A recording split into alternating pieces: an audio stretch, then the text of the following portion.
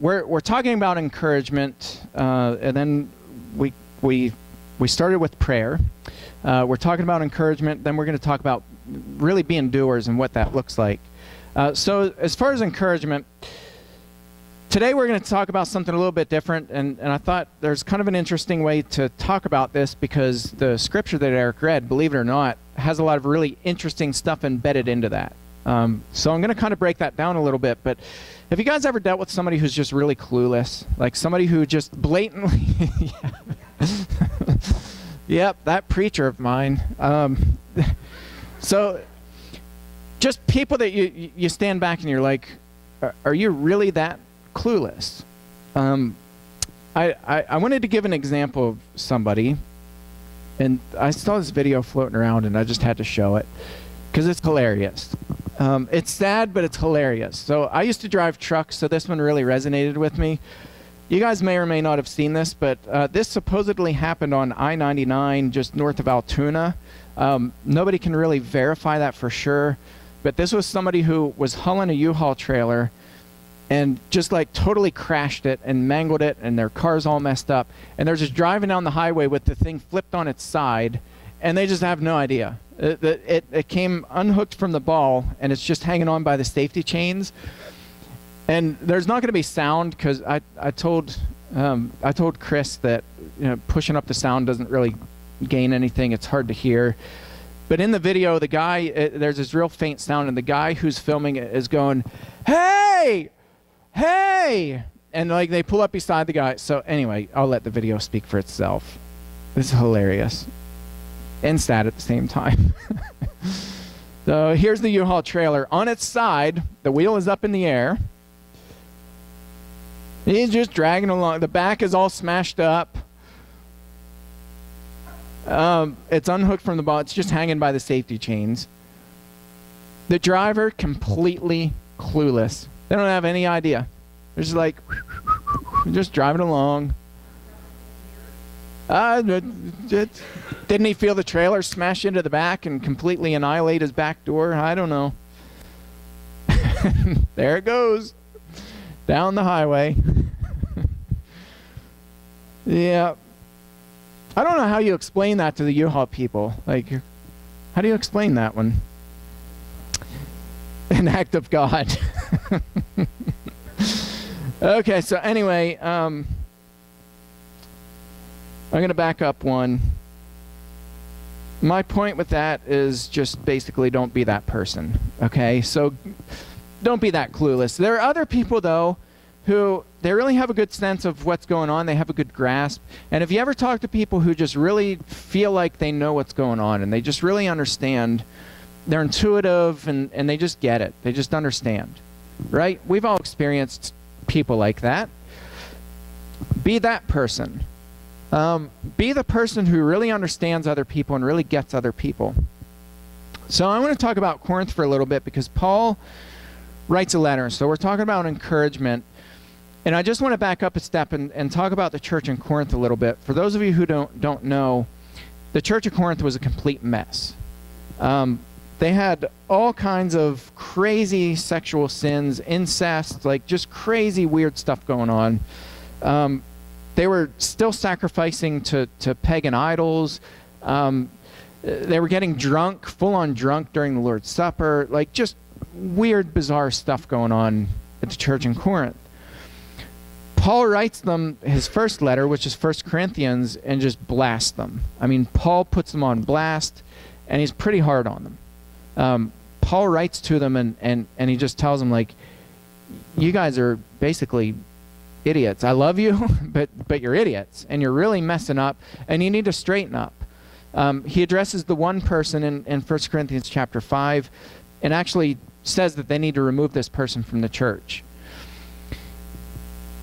The church straightened up.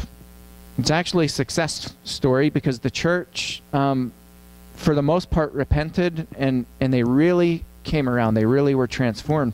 So I want you to put yourself in the shoes of the Christians in Corinth and just say, like, as somebody who really messed up and did a lot of damage, and you have that aha moment where you realize that,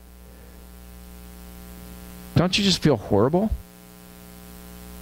And so Paul writes back to them, And in the second letter, he's a lot more gentle, but he's writing about this. But before I talk about this, have you ever felt this pressure? Like, you're just struggling and you feel this internal pressure. There are two different kinds of pressure. And I think this is important to talk about this because Paul uses both of these words. There's pressure that comes from the outside. So it's just like life circumstances. It's beyond your control. Stuff just happens, and it builds, and it mounds, and it mounds, and it mounds, and it keeps pushing down on you. Have we ever felt that? Any of you ever felt that? Right? Yeah. Like finances, they may be crushing in on you. Health issues. It's beyond your control. They're just pressing, and they're building up, and they're mounting, and it's these external pressures that create anxiety. But there's also this internal pressure. And sometimes we put that on ourselves. And we beat ourselves up, and we tell ourselves that I'm not good enough. And for some reason, is this an SNL, Saturday Night Live clip that comes to my mind when I say that? I'm not good. I'm good enough. I'm smart enough. And doggone it, people like me. Where does that come from? Anybody? Am I that old that nobody can answer that? That was it, Saturday Night Live? I don't know why that just came to my mind. Anyway, we beat ourselves up, and it's this internal pressure that we place all this pressure on ourselves. Either way, you become imprisoned by that. Whether it's external or whether it's internal, we become imprisoned to that, and so we suffer from anxiety. That's the byproduct of these external and internal pressures. We have this anxiety that just keeps building, and eventually you get to a point where literally you feel like you can't breathe, and it comes out in the form of panic attacks, right? Anybody ever experienced that? Yeah. It's this pressure, whether it's external or internal, it doesn't matter, but we have this mounting pressure that builds and builds and builds and builds. And I remember, and I think this is important, it's an interesting Mike McKay story, but I think it's important to understand the sense of these words that Paul uses. So I went spelunking with Mike McKay before, and we rappelled down into this cave. It was in Derry, PA, which is like middle of nowhere, right? So there's this cave that you have to rappel down into. I'd never rappelled a day in my life because I'm terrified of heights. And so the thought of like hanging by a rope just always scared me. And I remember going down to Arkansas, and Mike Riggs was the one who, he would rappel like forwards, backwards, it didn't matter, but he did, I think he called it the Spider-Man, where he would go off forward, and he would just like jump off an 80-foot cliff, and he would rappel that way. Like, it was crazy. So I'm terrified of rappelling, so I didn't know it until we got to the cave that we were rappelling into this dumb thing.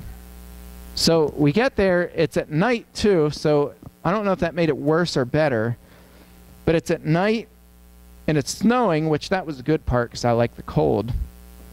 But Mike pulls all this gear out of his backpack and he goes, "Okay, boys, we're rappelling into this cave."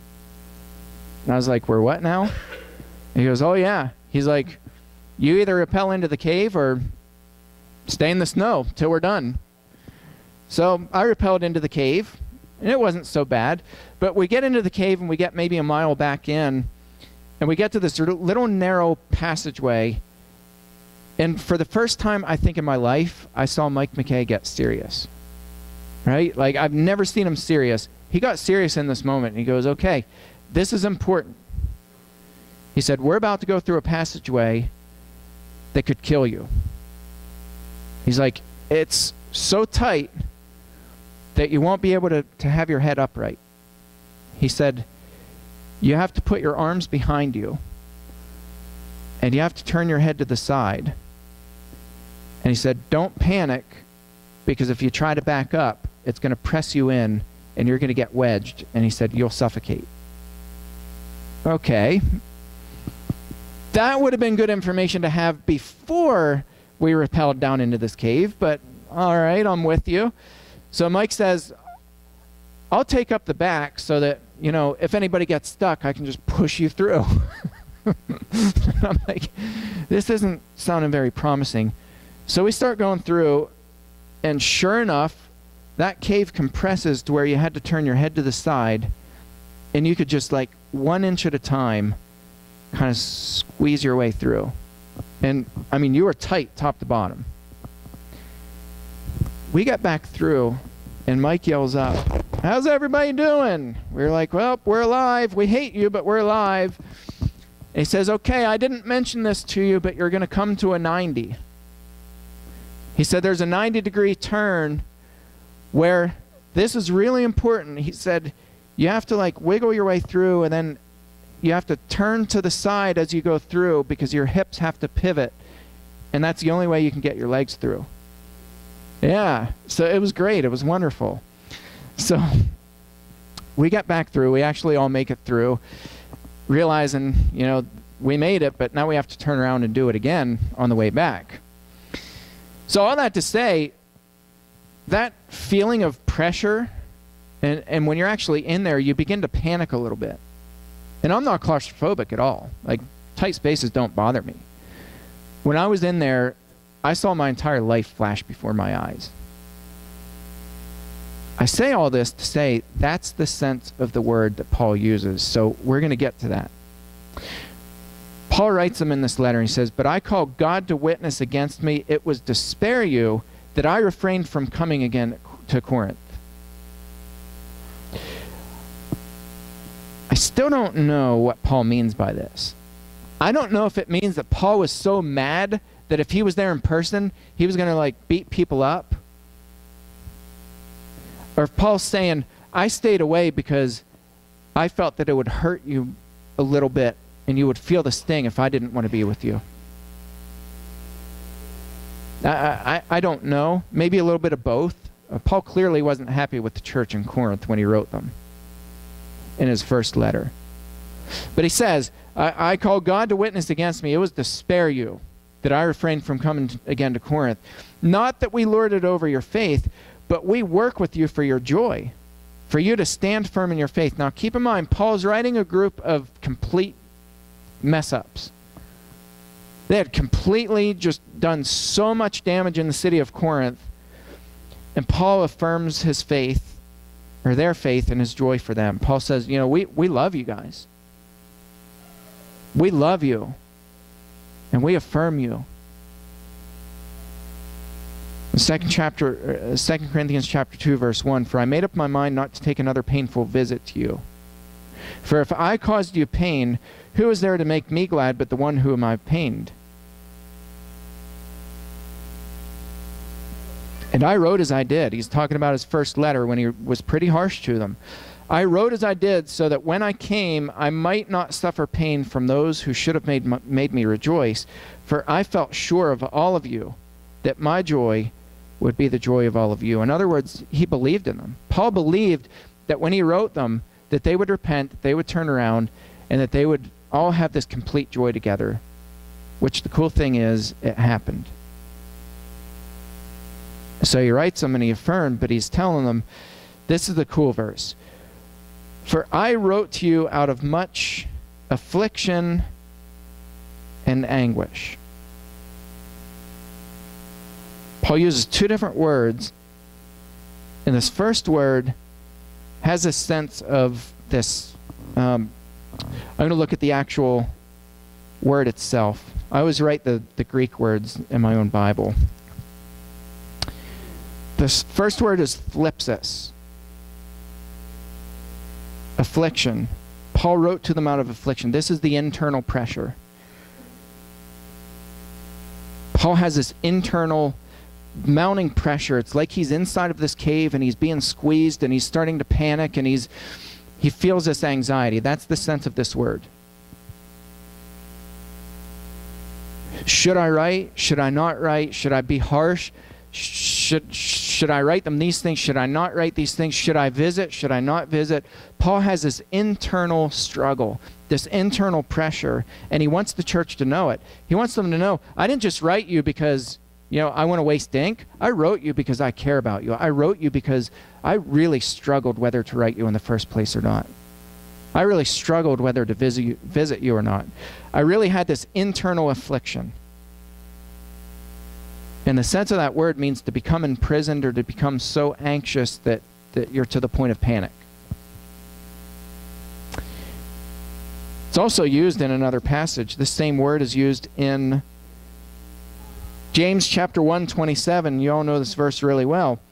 Religion that is pure and undefiled before God the Father is this, to visit orphans and widows in their thlipsis, in their internal affliction, in their internal struggles. When people are struggling inside and they're beating themselves up and they're wondering, does anybody care about me anymore? Does anybody really worry about me? Does anybody think about me? Paul says you visit them in that affliction. He writes to the Corinthian church and he says, when I wrote my letter to you, I had this affliction. But he also had this anguish. This is another word that's only used twice in the whole Bible. And it means tension where you feel locked in because of outside pressure. It's also a prison term. It was a term that they used to say if somebody said, hey, you're getting locked up, this is the word that they used. When someone else locks you up into prison, it's beyond your control. They throw you inside the cage, they turn the key, and they pull the key out. They lock you up. That's the sense of this word. It's this external pressure. Paul has both. Paul has this internal pressure, and he has this external pressure. He has this anguish of heart, this external pressure in his heart. And he wrote them with many tears. Not to cause you pain, but to let you know the abundant love that I have for you. That was the purpose of his first letter. Now, why do I say all this? Why do I preach all this? One of the things that we're talking about, when we talk about ministering to people at the aid home, we've had a lot of discussions about this. Bob and Tex and I have had a lot of hours of discussion about this. We need to be writing them letters. We need, but not just like, hey, you know, boy, look at the weather, right? Like, people who are afflicted inside need to know that other people are afflicted rather, inside as well. They need to know, beyond just saying, hey, how's it going? We're not talking about just being pen pals. We're talking about letting people know that we actually struggle on behalf of other people. That we actually suffer and struggle inside, that we anguish on behalf of other people. That's a whole lot different letter than, hey, you know, like we're so surface as Americans. Like, how's the weather? How are you doing? Fine. How are you? Fine. And we just keep walking. Right? We fail to see each other. And Paul wants the Corinthian church to know beyond the shadow of a doubt, I see you and I feel you, and everything that I wrote in my first letter is because I really wrestled inside. I had these internal and external pressures that were mounting and building and building and building, and I wrote you out of that anguish because I love you. And you need to know beyond the shadow of a doubt that I love you. I think it's what Jesus did with the people who he ministered to, right? The people he ministered to, it wasn't like, yep, I'm going to heal you and move on. There's a woman on her hands and knees sobbing and wetting Jesus' feet with her tears and wiping the dirt off his feet with her hair. And Jesus turning, talking to Simon, answers these things that he knows he's thinking about. Simon, do you see this woman? Do you notice her? Do you really see her? Does your heart anguished on behalf of her? That's really what Jesus is asking. We need to let people know when we minister to them that it's not just a surface level ministering or reaching out, but it's because we anguish on the inside and the outside, that we suffer, we struggle on behalf of them. Don't be this guy. Don't be oblivious to the people around you. If there's anybody this morning who's not yet taken that step to put Christ on a baptism, or anybody who has any prayer needs, we invite you to come up, or you can go back to talk to our shepherds who will be in the back as we all stand and sing together. Let's stand and sing.